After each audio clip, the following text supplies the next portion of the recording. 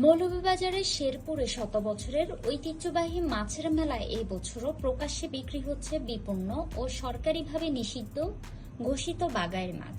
বন্যপ্রাণী সংরক্ষণ ও নিরাপত্তা আইন 2012 অনুযায়ী এই মাছ শিকার ও বিক্রি করা নিষিদ্ধ।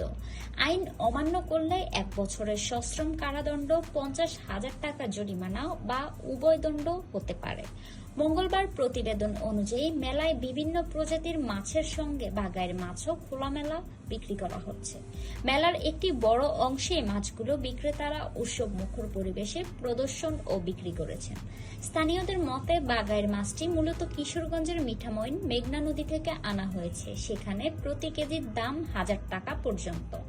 মৌলভীবাজার সদর উপজেলা নির্বাহী কর্মকর্তা মোহাম্মদ রাজীব হোসেন জানিয়েছেন, বিষয়টি তিনি রাতেই জেনে প্রয়োজনীয় ব্যবস্থা গ্রহণের জন্য মৎস্য কর্মকর্তাকে মেলায় পাঠাচ্ছেন, যাতে মাছটি বিক্রি বন্ধ করা যায়। মেলায় অন্যদিকে বড় বড় বোয়াল, চিতল, রুই, কাতলা, মৃগেল প্রভৃতি মাছও বিক্রি হচ্ছে। স্থানীয়রা বলেন, উৎসব উপলক্ষে ক্রেতারা সচেতন না হওয়ায় অনেকেই আইন অমান্য করে বাগাইয়ের মাছ ক্রয় করছেন।